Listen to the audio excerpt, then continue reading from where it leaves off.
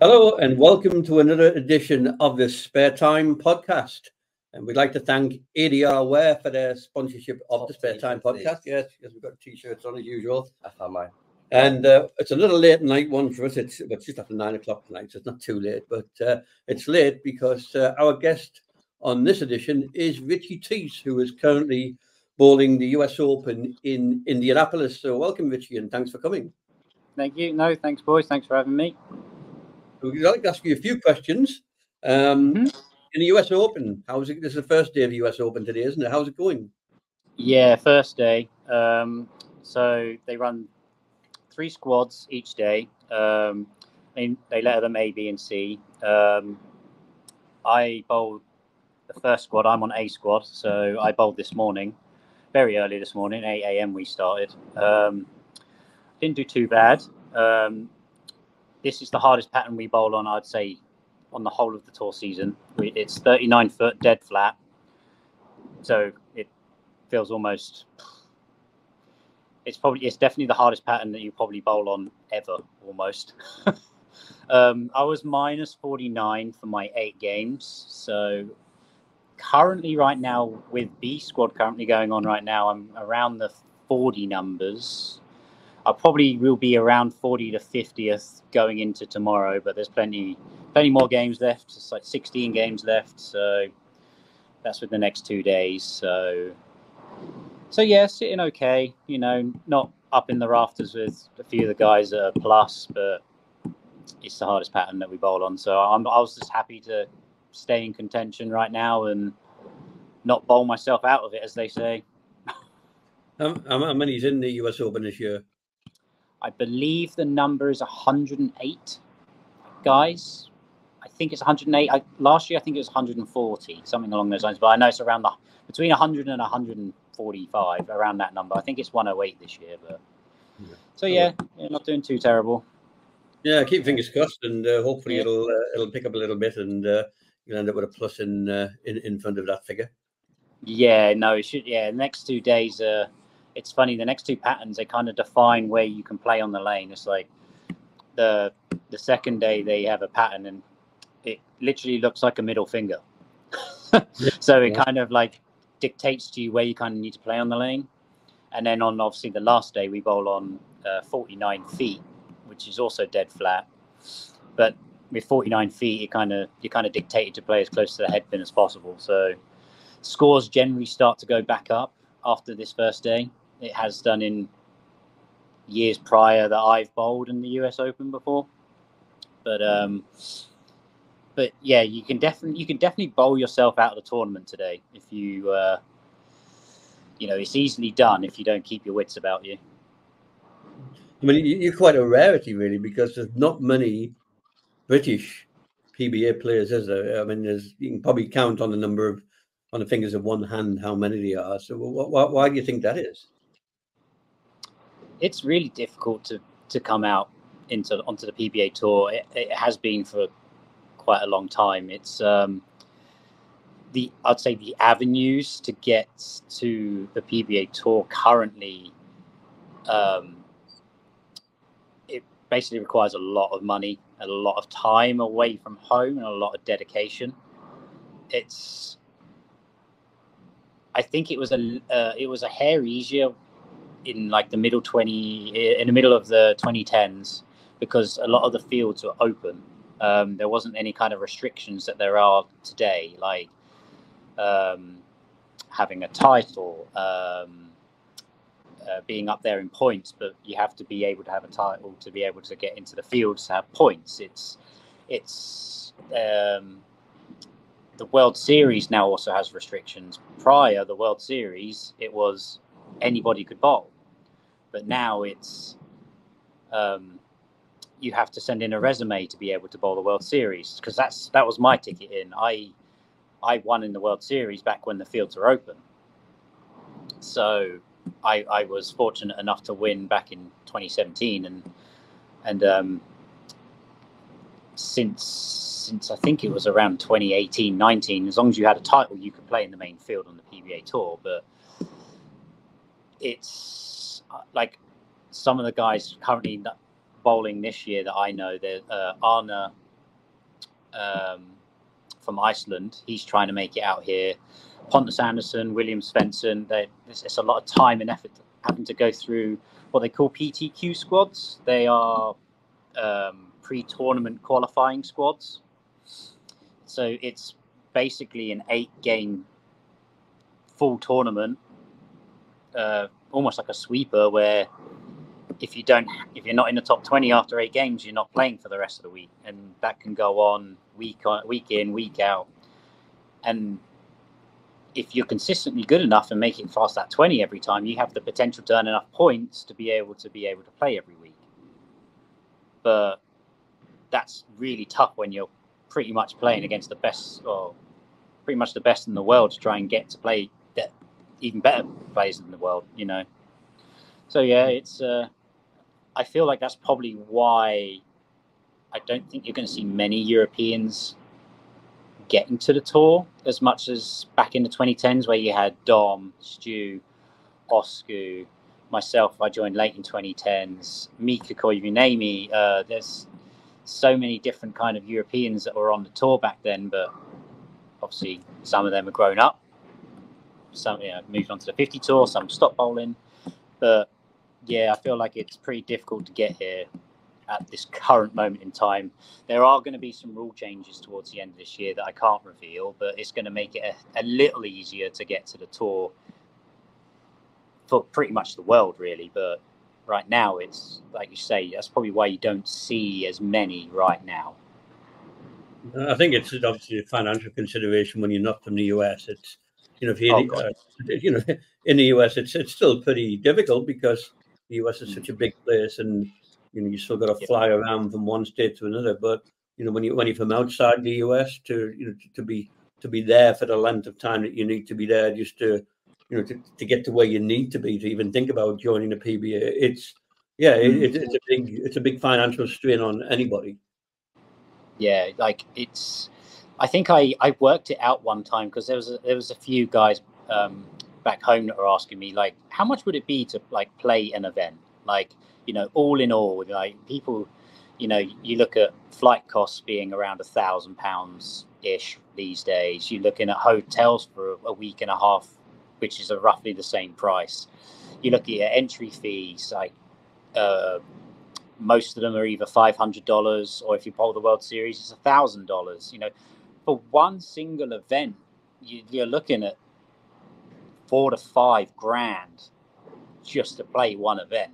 Like, you know, and that's the problem. Like you say, coming from Europe, you know, I think guys are doing it this way is because they tried to bowl consecutive weeks.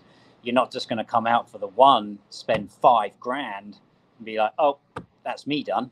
You know, you got to try and incorporate it, so you lump up the sum with the flight at the start and at the end, and then all the hotels in between. You try and make it cheaper that way, but yeah, it's pretty tough.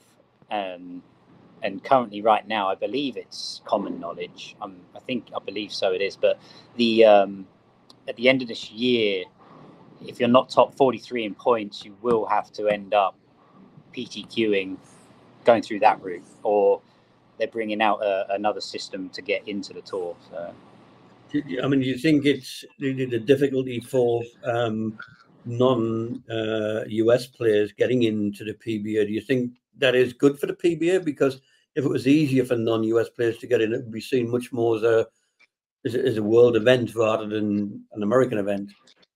Yeah, like since all of these rule changes started at the start of the year, there's been a lot of discussion with within the players. You know, some like it, some hate it, some think it's good for the PBA, some think it's bad. I think it's all on an individual person basis. Like, it depends if it suits their narrative or not. You know, some guys are consistently in the top of the points, some guys aren't. You know, some guys fight for points every week, some guys don't. It all really depends, like I said, what kind of narrative you have. But like you say, like a lot of the common consensus with the guys right now is that the PBA seems to be happy with the product they have, and they're going to run with it. You know, we are on TV, what, 12 times from January to April time. You know, Bolero supports the PBA very well. They get onto, you know, they get onto the TV, you know. So without actually asking the PBA executives up front, I'm guessing they're happy with the product they have. So it's all dependent on, yeah, like I said, person on person basis, really. Yeah. So I mean, I suppose it's one of those. Everyone kind of has different routes, as per se. I mean, you know, you've got your college route, and you've got, you know, the route that you took. Did you ever sort of weigh up going to college in America, like Verity or someone like that? So I don't really. Oh, got to reveal my age now. When I was 17, 18 years old, I didn't even know it was a thing. I didn't even know that coming to college in the US to bowl was a thing. I had no idea. I did come to a college over in the States when I was 13, 14 to do some camps, but my mum and dad arranged all that. I went to Wichita and done that. But I never knew that my mum and dad kind of hid it from us, that they were in talks of saying like, oh, you can come over. You know, it is a thing. I didn't even know it. They hid it from us, but I think they hid it from us because of how expensive it is. That's another thing. Like, coming to the US to study compared to the price of staying in the UK to study is two completely different prices. You know, you're looking at America, you're looking at a semester being nearer past 15,000 a semester sometimes, or, you know, up to 10,000, 15,000, 20,000 a semester, where in the UK, back when I was 18, 19, 20, it was £3,000 a semester. Or no, that was a year, I think. So I paid like £10,000 to get my degree, whereas here you're looking at almost 50.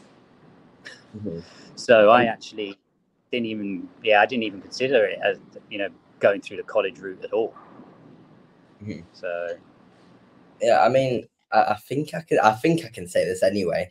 So we looked at quite a few colleges, sort of like for me to possibly go to when I get to like 18, and even with academic and athletic scholarships being offered to you, you're still looking at having to find 15 grand a year. It's definitely up there compared to, say, like if you were to stay at home, because I remember they raised it per year when the year I left. I graduated in 2011. I think it's like 9,000 a year now back home, from what I can remember. But you can get scholarships going to college, being away from the US, being an international player. But I believe, you know, it's kind of like how you went to the World Series here. You got to put in a resume, and they assess you person by person basis, and you can get funding towards going to college here for bowling. But like you say, that's a person on person basis. Yeah. Sometimes when you weigh up the cost of going to college in a year in the US, and you weigh up what you could spend that money on in terms of going to the US to do tournaments, it's sometimes maybe not the not the best route to do it, really. Yeah, no, of course. Yeah, it's like you said, if you can find a way to get some sort of scholarship funding, you can save some money there. But you could, like you say, or you could either stay at home, get it a little cheaper, and then try and get that route. Because obviously, there's no guaranteed route into the PBA going through college. You know, it's not like they gain any kind of priority into any of the events. You know, if they were to gain priority to, say, like, you know, the top so many, you know, they have the intercollegiate singles, you know, say the guys that make the TV show there get free roam into the main field of the PBA, then I'd say it'd be worth going to the college and going that route, because it's a way in. But The other way, it's like you say, you could just save up the money and you come and do the PTQs or the other form of route that's going to be coming at the end of this year. I think, especially the way we looked at it, it's like regardless of sort of how good you are as a bowler, I don't think the colleges have the facility to give each individual bowler that much money to like a full ride scholarship. I haven't spoken to any colleges that have the budget to do that. So I feel like, as much as it would be great to go to college, you yourself have bowled EBTs, and 15 grand, that covers your whole season near enough for an EBT. Yeah, easily. Especially with, I feel the flight prices into Europe aren't really that terrible currently. I feel like you could probably do an EBT weekend on a budget of, £1,500 to £2,000. If you bowl really well enough and make the top 8, you can cover your costs and start making money. You could like you say, if you do 15 grand, say if a couple of them don't go very well, you can do up to 9 to 10 events. And like you said, that's almost the whole season, because they have up to around 11 now or something like that, 12 currently. So you could easily do it on that.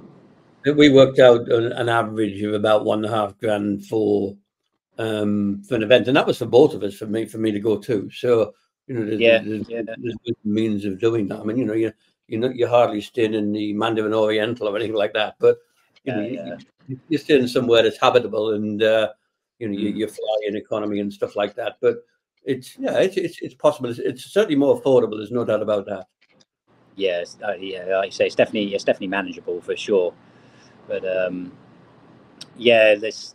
European tour currently, being at 11, 12 events. I remember I first started in like 2012, 2013 when I first started doing them. There was 14 to 15 events a year, and there was a couple of platinum events, and quite a few gold events. And it seems like currently you're looking at maybe one platinum event, couple of golds, and then the rest are your silvers and bronzes.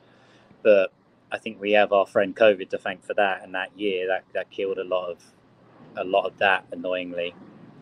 But then again, like everything, that was a worldwide thing, and it hurt the PBA here too. But no, it's Europe's definitely a good way to. I'd say the best way to explain it is to show off your talents, to be able to get here. You could, because you can, you start bowling well, you start gaining a few wins here and there. People here do recognise that the EBT is a thing, and they know it because obviously we've made it through that route too. We talk about it, and they know of it. So it's definitely manageable for sure. I think it's one of those. I mean, when we first started looking, didn't really realize the scene in Europe. But I think now looking at it, I mean, obviously Ben Robinson's he's a great example of it. I mean, last season he had a remarkable season at EBT. I'm sure you know about that. And you can have a good season, and you're pretty good, you're pretty healthy, and I feel like it definitely puts you in good stead for it. I mean, you yourself, before you went into the sort of the PBA, you spent quite a bit of time in doing like EBT events. How different did you find that from bowling in like England?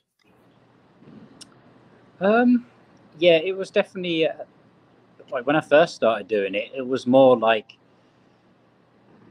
it's just seeing different bowlers and like understanding how lanes are attacked in different ways compared to what the guys did back home. It's like anything, you always try to venture into improving who you are by going sourcing out and seeing where the better bowlers play. And it's, you start to see how lanes are broken down completely differently. You get, it's just a different environment too. Like it's,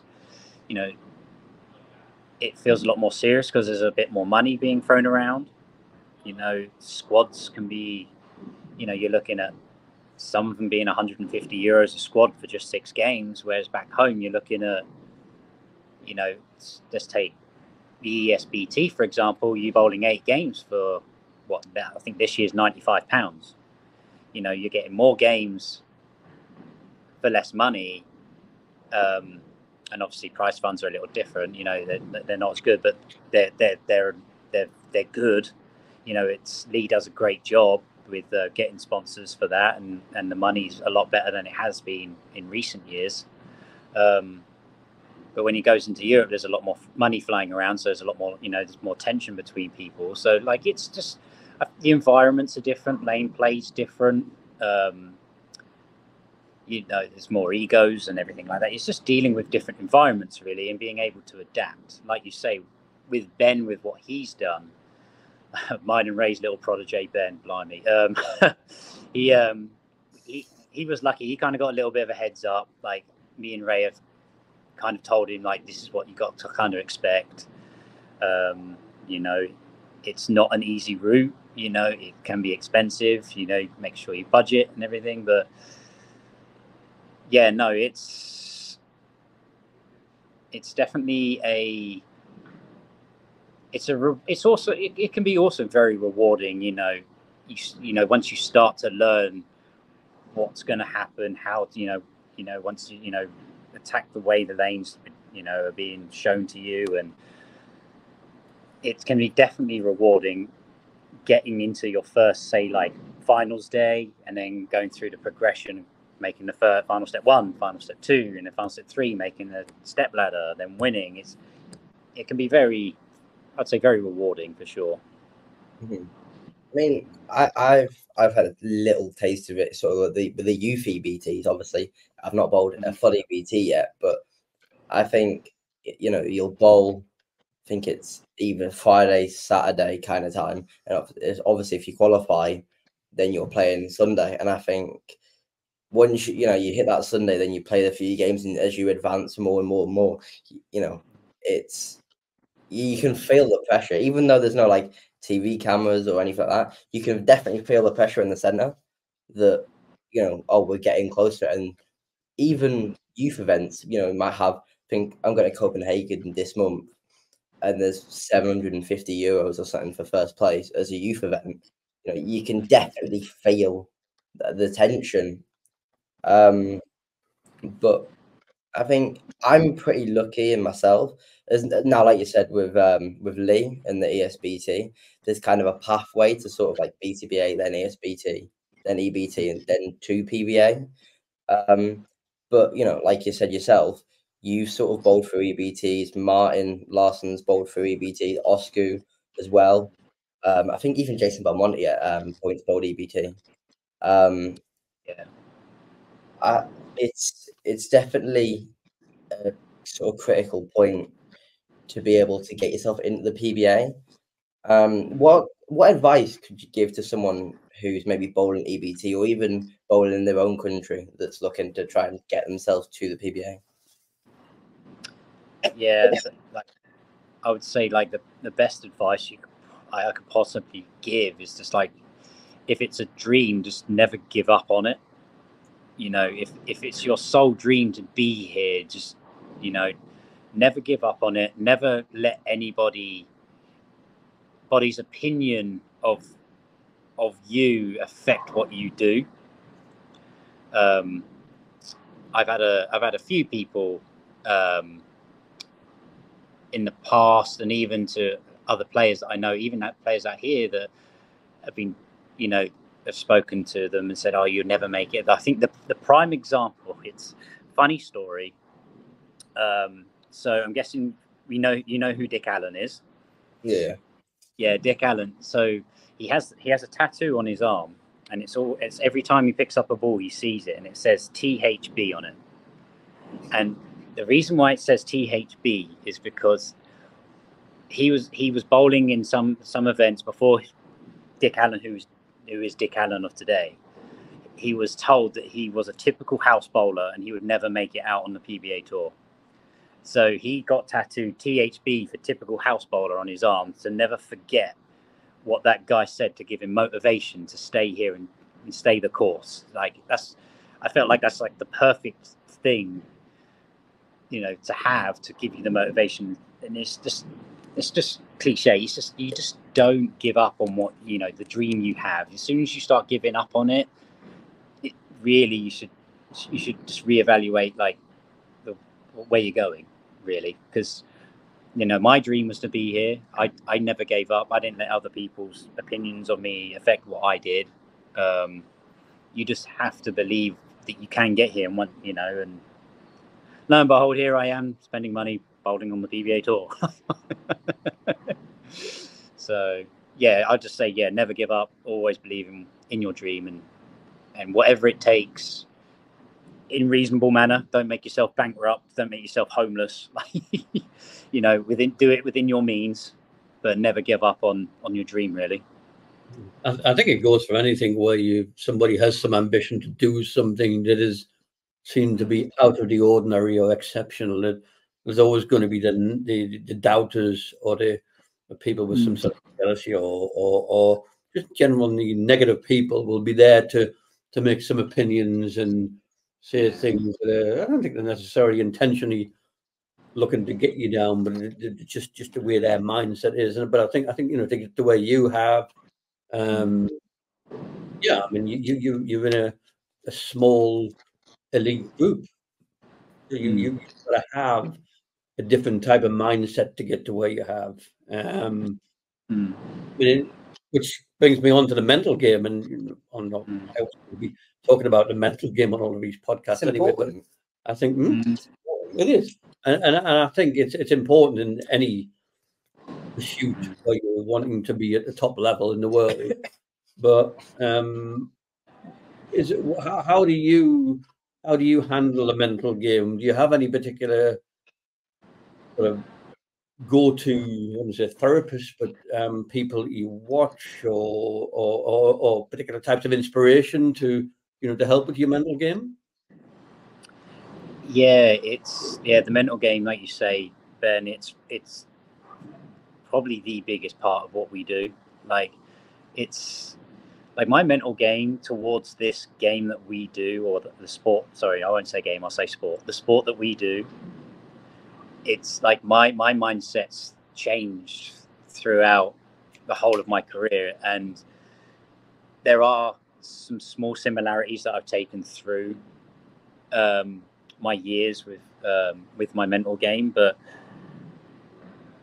like, you got to look at currently, like the last two events, or this event and then the last event we just bowled at the Players. Like, they're two completely different kind of tournaments. Like, you know, this week is an absolute complete grind because the scores are going to be relatively stable because the patterns are hard. Whereas if you look at the Players, if you didn't strike 7-8 times a game, you weren't relevant. So like, your mental game from week to week changes constantly. And like you say, for common ground in just, like you say, being on the PBA Tour and dealing with the stresses, you have to be so mentally strong, like ridiculously mentally strong, because, you know, there are some weeks where you can be completely irrelevant to the whole field, and then the next week you could be fighting for the TV show. It's, you know, it's very cliche, but like breathing's a big part.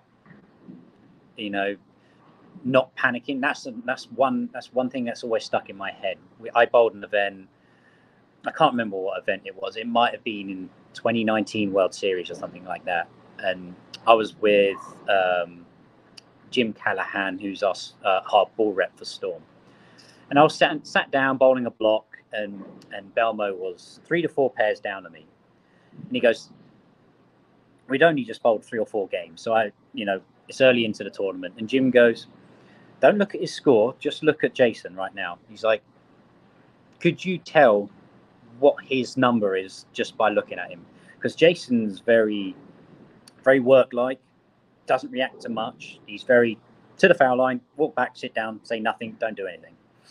And I was like, no, I couldn't tell you whatsoever. And he goes, Jim was like, "Oh yeah, he's like minus 75, and he's like nowhere near the cut right now." But he goes, "But if you look at him right now, he's not panicking. He's completely calm. He knows he's going to have 250, 260 next 2 games to make it back up." And lo and behold, Jason had like back-to-back 279s or something, and he was straight back up into the field. And he's like, never panic in any kind of scenario. He goes, you can tell who are the best from the best by guys that constantly stay calm and never panic. I've seen it quite a lot ever since he told me that in 2019. Like every kind of event I go to, all the guys tend to struggle, or don't see as much success as others, is they panic a lot. They get into a point where their balls aren't matching up to the lane the right way. They're not seeing the lane. They're not hitting the pocket consistently. A lot of them start to panic and they ball change really quickly. They throw it in the wrong part of the lane and start, it becomes very irrational. And I saw that in our sport, and I also watch it in a lot of other sports. I watch a lot of golf. I watch a lot of darts. I watch a lot of football. The guys that generally see most success are the guys that never panic. The guys that are always focused, always thinking, always trying to find solutions. And I even see it back home in events. I know at ESBTs, I watch junior events, my mum and dad's doubles. I watch it in everything. The guys that have most success don't panic. So, like, when it comes to, like you say, the mental game, is my best advice for anybody is don't panic. Always find solutions. And if it gets to the point where, even if you aren't panicking and you are still out of the tournament, find ways to get to a point where you can fix the solution now, so that the next time you see it, you don't have that problem again, and you're ahead of that point, so that you're never going to be able to miss the cut again.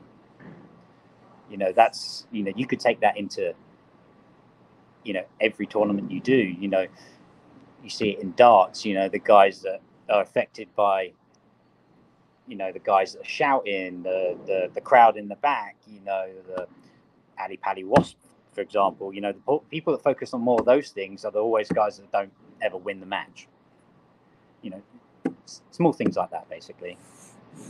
Yeah, I think it's the right mindset is it's a way of life, really. It's not just something you can just learn. I think you have to learn to live in that mindset. You can't sort of go to an event and change your mindset for that event. It's got to be intrinsic. It's got to be learned and be just the way you live, really. And I think people struggle with that. And I see it in, obviously I've been to a lot of youth events over the last 8 years, and you see it in youth events, whereas because of the age of the bowlers, they're not able to handle some of the mental pressure, and it's very obvious in youth events when that's happening. And obviously in the early years, it was something would go wrong, and it'd be like the world had just come to an end. And I was the one that was always saying, you could immediately see by his body language when the mindset had gone wrong, because it was just so obvious. Not so much in adults, but in youth you can see, in kids you can see that a lot more. And I think it is also true of adults, although they don't maybe show it so much. But I don't think people quite realise, with, as I said, mindset is something that I'm very, very interested in general, and it's very much the bowling. And I don't think people quite, in the UK especially, realise what there is out there to be able to help with mindset. And I think if you 50% technique, 50% mindset, and yeah, No, what are you shaking your head for? it's more than that. It's like 80% mental. Easily. I'll say I'm definitely no angel. I've definitely made my mistakes with the mental game, and said some things I regret. I've done some things I regret, but I've definitely learned from it. And like you say, like I've managed to get my mental game into where I want it to be, like you say, within life in general and in bowling too. Like you say, it all cooperates. So I remember we were in. It was 2022, and I just bought the Irish Open, and I remember there was like you have your final step one, like similar to the EBT, and I remember I bowled really well the first Friday and the Saturday. I bowled well, and I got to like fifth or fourth, maybe even third. I think I was third, and I bowled really well. But it was the first time I'd ever made a sort of a final step.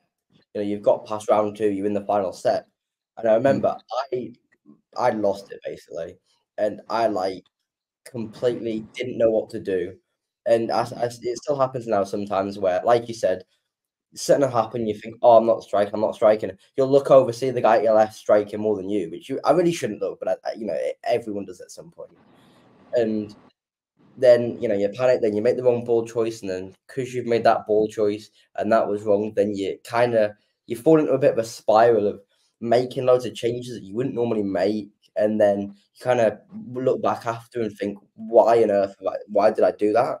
But I remember it was the finals where I think it was the final game. No, it was the top four were playing, and I was out. I finished sixth.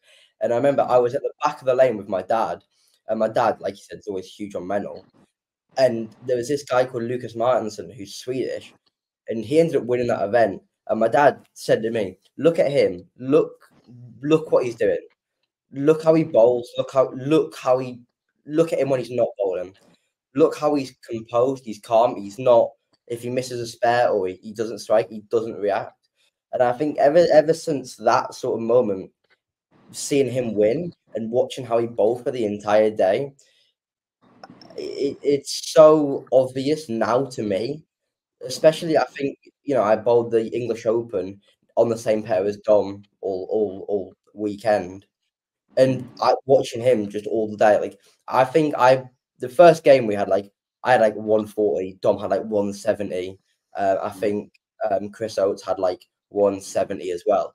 So we all bowled bad, but I remember not caring too much about my scores, just watching him all the time. And I think picking up on what other people are doing is so important, and understanding how your mental game can affect you it's so critical. And from what I've heard of you as well, your mental game seems to be so strong. I'm curious because in England usually it's not focused on much. What did you kind of do when you as an adult, as a youth? What did you do to sort of improve your mental game to where it is? Because you can tell it's pretty solid. The thing is I'll go back to what you were saying about the Irish Open, and like you say, when you watch other people strike. So what you actually were doing there, you're actually not doing the wrong thing. When you kind of might think that you are, you've always got to think there's a reason why they're striking, and I believe what you were doing there, you're subconsciously learning on what the best way to find a way to strike. It happens so much out here too, a lot of people always tend to hover around the guy that's striking the most because there's a reason why he's striking the most. So you've got to find a reason why he's striking the most, and how can you get to the best part? How can you change your game so you can strike the same as much as he is? So, looking around at a field and, isn't exactly a problem. It's, you're just finding a way, to improve yourself and not worry about you. As long as you're looking at him striking and not his score, of course. If you look at his score and only worrying about his score, then yeah, that's the wrong way to look about it. But if you're looking at him, watching him bowl and striking, you've got to find a way on how you can be able to do that as well. But when it comes to, how I got to the way my mental game is, it's like you say, I learned a lot from watching other people. I also asked about, I asked from, other guys out here, how they dealt with scenarios. My tour roommate is actually Jake Peters. He's probably helped me the most by a mile, not just in bowling, but in life in general, and how to look at things. So he's been a huge help with my mental game, like big time. But you know, being out here and like watching how other people react to certain situations, and like as you bowl, you know, like you said, as you go through the progression of juniors, ESBT, EBTs, PBA, it all, you start to see the way the game's treated as it goes up. You start to see how people are, like I said to you, just tend to become a lot more calm as it goes up. But I'm trying to think of, I'm not really a reading guy. I don't do a lot of reading, you know, so I've not really sourced out kind of any help books. That's a lie. I did pre-COVID, actually. That's a lie. I did read a couple of books about the mental game, but since then I haven't read much. But other than that, it's all, like I say, I think it's all down to, you know, bowling events and seeing all those different scenarios and how to deal with those different scenarios. And you know, I just felt like I built up my mental game by doing that. And like I say, you know, sitting around watching as well, it all cooperates into one thing. When you came up from the youth ranks, what, 12, 15 years ago or something like that? It was, say, more like 18. 18, okay. I'm 34. So. You're the same age as Kenzie in that, right? Were you a bit younger? Yeah, we're very close. I was 90s baby. Yeah. So in the time when you were in the youth scene, how much do you think it's changed from when you were there to what it is now? Because I mean, it's quite acknowledged now that there's less bowlers in the youth scene, and I think the nationals are over 4 weeks or something. When you were in it, where now it's like 2 weekends. Yeah, it's definitely changed. Yeah, it's definitely changed. There's I just think best way I think I can put it is, again, COVID was a small killer of that too. A lot of people don't have as much income to give out to be able to say, hey, you know, here's £20, you can go and bowl all day, go to the arcades all on a Saturday. That's all completely changed now. You know, when I was with Airport YBC, when I was young, we used to have 2 leagues. We had so much interest. There was a Friday night league as well as the Saturday daytime. It was that busy. There was a small trios league on a Friday that was like 9 trios teams, and then on Saturday we filled up Airport Bowl of 36 lanes at trios. I think it was, like, we had a lot of members, and we weren't even the biggest YBC. I believe Tolworth was back then, but like you say, now the numbers are a little smaller. I just don't think bowling is I think it's popular back home, but in the bowling community, but it's not outside the bowling community. I think we need to try and get bowling a lot more advertised outside the realm of bowling. Is probably the best way I can put it. I know it's a very hard task, because obviously there's a bigger problem, you know, with the same thing here. You know, it's trying to get people to watch us bowl, even though it's the most participated sport in the US. Like, you know, yes, it's the most participated sport in the US, but will they watch bowling? The majority of them don't. So we you know, there's a struggle here with that. It's the same thing with back home. It's, you know, a lot of people bowl, but, you know, are they in the bowling community in moving forward to say they'll bowl a league? You know, once they bowl a league, will they bowl a tournament? You know, it's trying to encourage people out of the bowling scene and into it is, I think, our biggest issue at home in the UK. The US, it's, you know, everybody bowls here. In the US, like, you know, it's crazy how many people bowl here, but like getting them to watch is another matter for us out here. But when it comes to the UK, we need to get people from outside of bowling into it first, and that's the biggest issue. I mean, we had a conversation a few weeks ago about the reason for that, and we were comparing it with like darts, because there was that 16-year-old that did really well in the darts tournament. Fiddler. Darts sort of in the mid-80s or something like that. So I'm well out of the scene, but you know, the darts is much more popular, and when you look at the technicality of darts, there's next to nothing to it compared to bowling.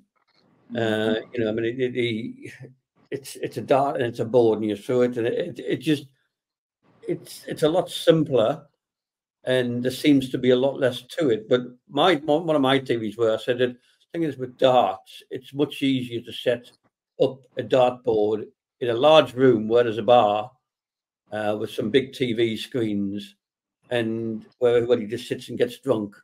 But you can't really do that in bowling, because the bowling designs of bowling centres in general don't really lend themselves to that. The actual spectator space in the vast majority of bowling centres is minimal. It's the lane.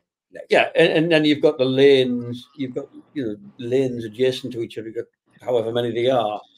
So the whole sort of environment is totally different. So it's difficult to get anybody, unless you're at somewhere like South Point, that's got grandstands or whatever. It's difficult to get any decent number of people in there. But yeah, I'm trying to figure out what it is about bowling that seems to be so unattractive for spectators in general compared to something like darts. See, I said do darts. Basically, do what darts do and do it for bowling. Obviously, you know, you yourself, you bowled the World Cup, so you know what the layout was. That they built one lane, okay, and do the same with bowling, right? Have one lane out there, and then find somewhere, maybe, I don't know, like, you know, like an arena or somewhere. I don't know where you would do it. You know, somewhere of open space like the darts. You look how big these darts halls are. This, like on the PDC, you look how big the hall is. Do that and put the tables around. Because on the PBA show and, you know, TV bowling, you've got to be quiet, which I don't understand, because whenever you're bowling a tournament, like if I bowl, you know, sort of block tournament, people are behind you speaking. There's not, you know, there's other people bowling next to you. So I don't understand about the being quiet. So my opinion was, get the rows of tables and stuff, how you do with darts, put a bowling lane there, like along down the middle, and obviously raise so you don't spill drinks on it, whatever, and let people do what they do at darts. Let them have a good time, let them chant, let's build an atmosphere. Because I think a big part of darts is, I think in league darts, if everyone there had to sit there and be quiet while everyone threw darts at the board, and for 20 minutes had to shut up and basically clap their hands and be quiet, they get bored. So if you can do the same with bowling, where you let people enjoy themselves and they can watch bowling, I think the atmosphere will be better. Bowlers will enjoy doing it more, and you're gonna sell. I feel like you'll sell a lot more tickets, because people will enjoy the experience of, you know, going with all their mates. Yeah, we argued that point here. It's like we want the noise back on the TV sets. Like we've been arguing it for a while, but I don't know. I'm guessing it fell on deaf ears. I'm not quite sure. I don't know. I don't run the show, so I wouldn't know. But I think another reason why darts is so successful is you can bet on it. You know, people get very interested in a sport as soon as their money's involved in it. You know, you put, you know, let's say for example, I get onto the TV show and I'm playing. Let's just say Jake, for example.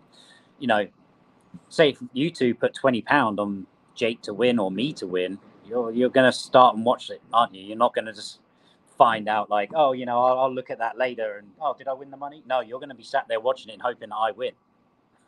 You know, I think that's the same thing with darts. You know, so much, you know, all of the betting companies put all the advertising into it is, you know, yes, the drinking is a part of it, and it's a, you know, you get to see it on TV and it's a fun way. I think the majority of it is the betting companies. You know, you start to get people betting on it, it becomes huge. Like, you know, there's a small version of it here, but they only do it on the Finals Day TV show. I think, as crazy as it sounds, this might be quite far-fetched, but maybe in years to come, we get betting booths here on, I don't know, Wes Malott. I was just watching him bowl like 40 minutes ago. Like, hey, Wes Malott's going to shoot more than 210 this game. The odds are this, and this, and you can put your money on it. It's like the horse racing. You think, oh, horse number 4 is going to win the next race. Oh, here's £20. I'm going to probably try and win, whatever back on the odds. You could do the same here in bowling, really. Let them set up, and imagine the amount of money, people that start come watching bowling. Like, it's, same with the Weber Cup. You could have done it at the Weber Cup. Get some betting companies. There was so much room behind the seatings and stuff. Hey, have some betting companies like set up some booths and say, oh, Richard Teese is going to shoot 220 this game against Chris Vi. Like, imagine the amount of interest you'll start getting in there. You can start charging for tickets because people are like, oh yeah, I can make some money here. But like you say, it's the background logistics of it all, having people behind the scenes telling you like, oh, this is the odds on him doing that, this is the odds on him doing this. It becomes very complicated, but it's just another form of way of getting people into the sport, and come to watch it. That's one way to get people interested. Have you I'm not sure how much you've seen of it, but the World Bowling League, have you heard about it before? Yeah, I saw it advertised. I don't know where it's going. I watched the video pretty much like everybody else and not heard anything since. I don't know. I'm in two minds about it. I won't get into trouble for it. It was timing, and people can work it out for themselves. But when that video got released the next day, I believe the IBF presidential votes to become the IBF president were the next day. For me personally, obviously it's all my opinion. Other people might see it as something different. I think it was coincidental that video came out the day before. I think it was, like I say, without getting into too much trouble, I think it was a way of gaining votes. If it does become a thing, that would be awesome. But considering we haven't seen any, because it came out, that video came out middle of last year or early-ish of last year. Right.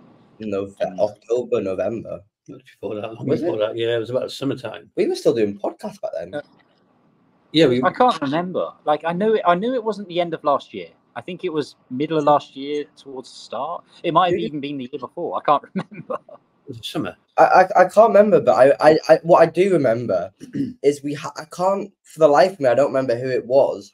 It must have been the end of the year sometime, because it was when the keynotes came out about it.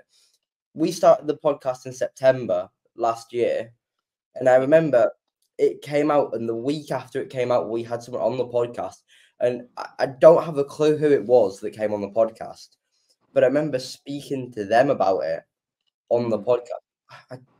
I wonder if it's the end of 22, because we are in 24. I keep forgetting we're in 2024.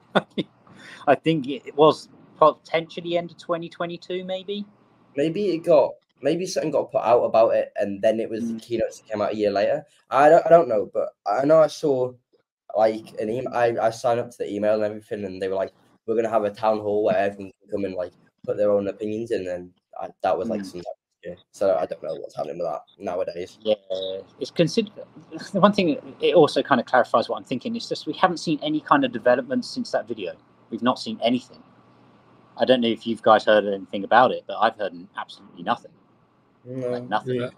I thought it might just be me because I hadn't heard about it either. But the idea was great, and it had some good ideas to try and make bowling a lot more mainstream and a lot more exciting. And some of the locations we're talking about going to was definitely going to have a bit of a pizzazz factor that maybe doesn't exist at the moment. But it had a lot of very good ideas. It did. It honestly did. Like watching the video, it had a lot of good ideas. But like you say, when you think about it, when they say they're going to have events in the middle of London, it's like, you know what the middle of London's like. That does seem a bit far-fetched. I guess the only place you could probably have it is maybe Ali Pally, but you know. But yeah, I'm open to the concept. If it becomes a thing, then great. Like you say, it's had a lot of good ideas. But me personally, my opinion on it was just coincidental timing. Yes. I thought it was a unique concept where they were going to have.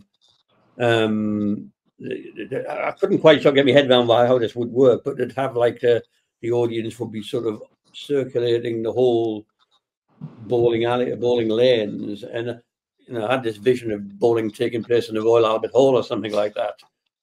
So I couldn't understand how the people behind the lane, behind the pin setters, are actually going to see what's happening. But on the graphics, it seemed to be some sort of. They said it was like pin boys and pin girls with like a glass case. Yeah, like weird. It takes about one event before someone ends up getting hurt, and that never happens again. Do you know what I mean? Of course, yeah. Like you say, like you say, I can't fathom how you could see any action behind a pin deck, unless you really want to watch a mechanic work for about 2 hours. But no, it's like having kind of like a dome seating around the back's not a bad idea. Like we even spoke about that at the Weber Cup. Like I think that would be really cool, seeing like sort of our sort of eye level vision of what we see would have been cool instead of being just on the side. But like you say, for good camera angles and camera shots, they needed that spot at the back there. But it was work in progress. Oh, sorry about that. Yeah, it was work in progress. It's a shame that the Weber Cup kind of died a little bit, annoyingly.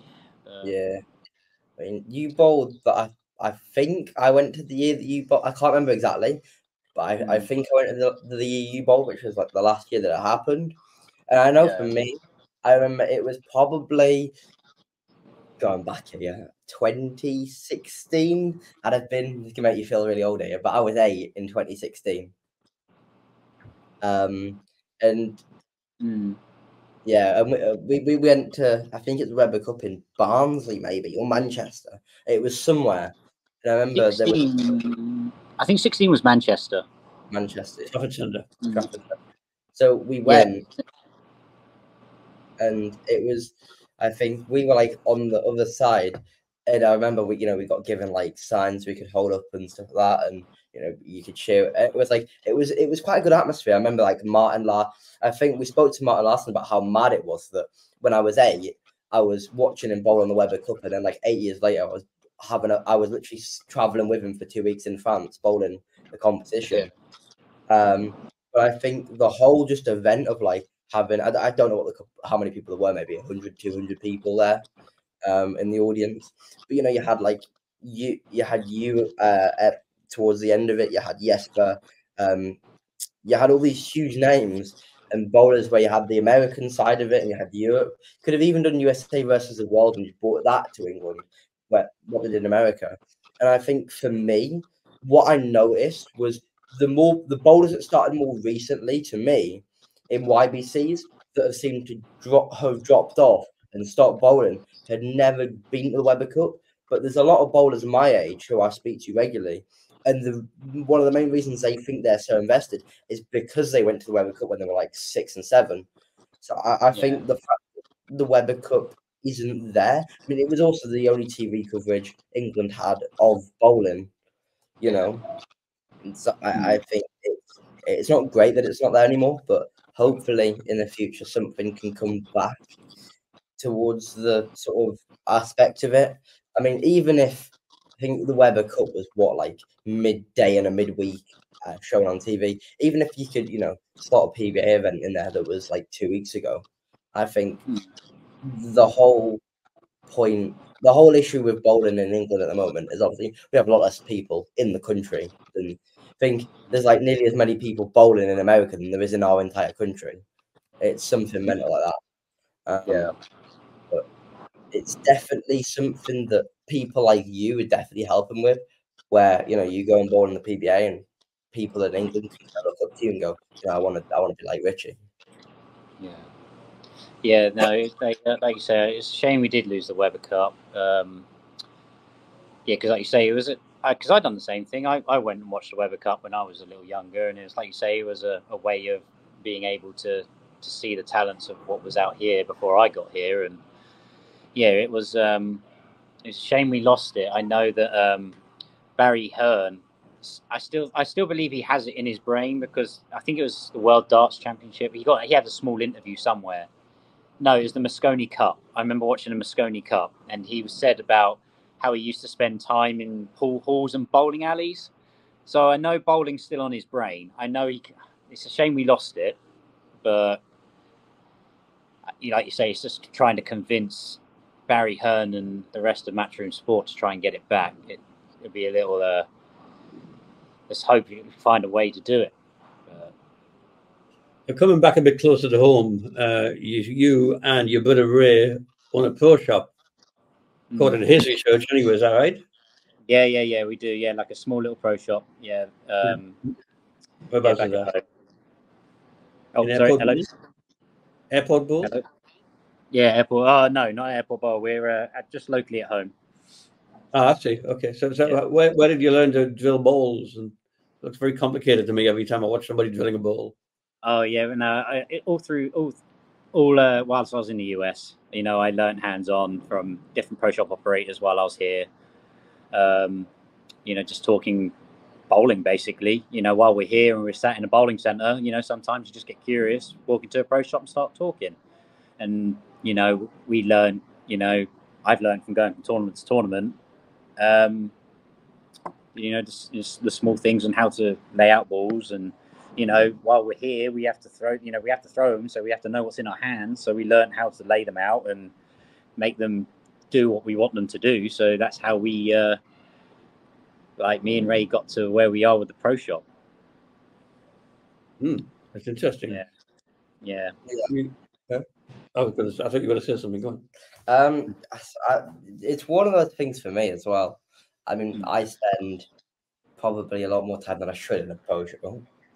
Probably a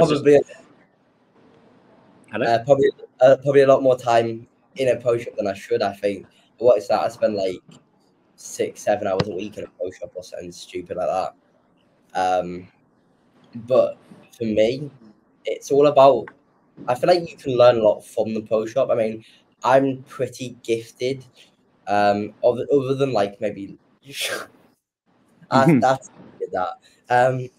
I mean, like other than maybe like sort of airport with like you and Ray and that, there's not a whole good distribution of really sort of knowledgeable people in England. They're all sort of combined to certain areas. But I think up in England or up north, for me, I'm quite lucky that you've got Adam Cairns. I mean, Matty as well.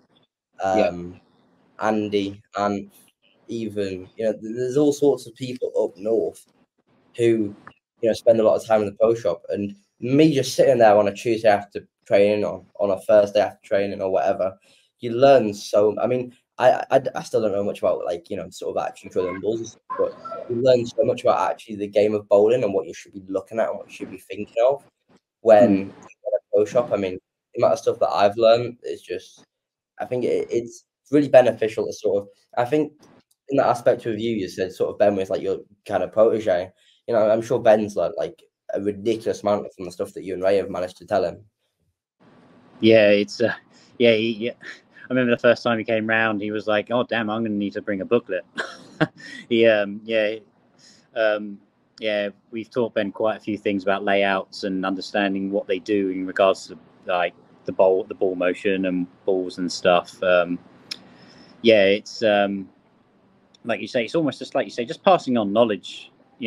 Don't ever be afraid to ask them questions. Like they will answer. Like you say, go speak to Andy. Like why, when he's laying out a ball, ask him why are you laying it out like that? Like what does it do? How does it work? And there's obviously lots of educational tools out there, out on the web. A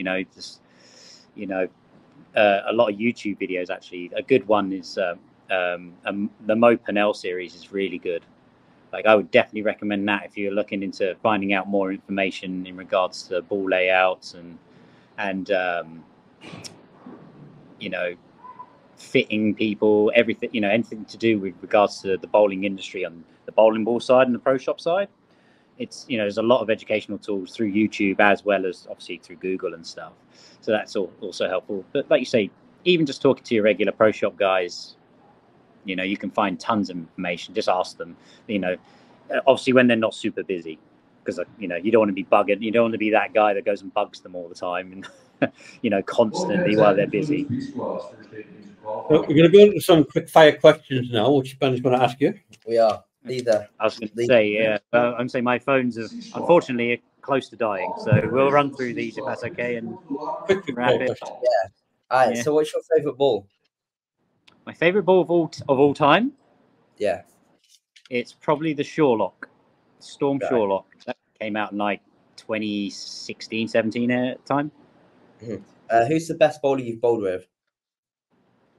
Is there any stipulation? Because I could just say I could easily just say Jason Belmonte, but that's cheating. Because obviously he's the best that we've pretty much seen in our generation, and I bowled with him on a pair. But if Yeah. you're talking in regards to like, if I really really like them and have, you know, really good friends with them, I always like bowling with a guy called Sean Maldonado. He's absolutely hilarious to bowl with. But in regards to like talent and the best there ever is, obviously I get to bowl with Belmont. I've also bowled with Walter Ray too. So, you know, I've bowled with the best generationally whilst I've been out here. But when it comes to like, you know, having a good time, having a laugh and bowling well, I always like to bowl well with Sean Maldonado. He's a good laugh. What's the favorite country you've bowled in? Doha, Qatar is probably my favorite place and country I've ever bowled in. Oh. What's your favorite centre? Best centre you've bowled in? Worldwide, Yeah. it's got to be Reno. It's got to be definitely Reno. Okay, so you're a PBA league manager and you have to draft a team of any bowler, PBA, non-PBA, like any bowler. They could be bowling now, not bowling, and you just have to make the best team you can possibly make. Who are you putting in your team? Oh, I had this question at the Christmas doubles. Are we talking? So a team. So I want to win. You know. So it would be. I would have. I've got to have. Tommy Jones is in there because he's probably the most clutch bowler I've ever watched bowl. If you need a strike in the 10th, Tommy Jones I would say 99.9% of the time will strike. You gotta have Belmo, the best out there, currently generationally. Ever.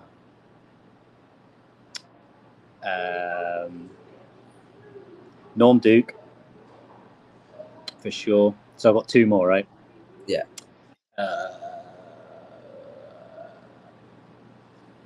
I think this guy has been very overlooked and is probably also one of the best. He was around Norm's era that I think should be in consideration of talks. He's obviously in the PBA Hall of Fame. I think Brian Voss will be on there. And I would say, because I'm thinking currently, of all time. No, think of all time. I mean, Ryan picked himself. Who did? Ryan Barndy picked himself, so. Yeah, of course. I'll go with Walter Ray Williams. I'll cheat. I'll go with the easy option. Fair enough. So what's the best advice you've been given or could give to someone? Yeah, so basically what I mentioned earlier. Yeah, like never give up on your dreams. Just always fight for your dream. Always. Yeah. And finally, what's the most important part of bowling in your opinion? Most important part of bowling? I would have to say, I don't want to go for the cop-out answer.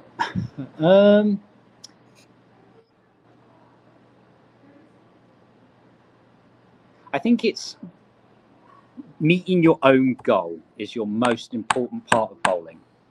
I'd say, you know, whatever you set yourself out to do, you know, when you hit a tournament or whatever, if you reach that goal, that's the most important thing you can do in bowling. Because obviously each individual person has their own goals. I think if you hit your own goal, you've done what you wanted to do. And I think that's the most important thing you can do in bowling. Richie, it's been good. I'm going to end it there before your phone plunges you into darkness and we have a blank screen. Yeah, I'm very close. I'm like 3% or something. Sorry, I did bring a charger, but then my charger's not got no battery. That's okay. We're up to about an hour and 10 minutes. So it's been pretty long anyway. But I'd like to thank you for your time. Best of luck in the US Open. We'll be watching you on Bull TV. And good luck in general in the rest of the PBA season. I do appreciate it, boys. Hopefully I get to stay in the top 43 and keep carrying on this crazy whirlwind that I'm on right now. Yeah, we'll definitely be watching. So that's the end of this edition of the Spare Time podcast. If you like what you've seen, if you like what you've heard, if you like and subscribe below, and then we'll be back again very soon. Bye. All right. Cheers, boys. Bye now.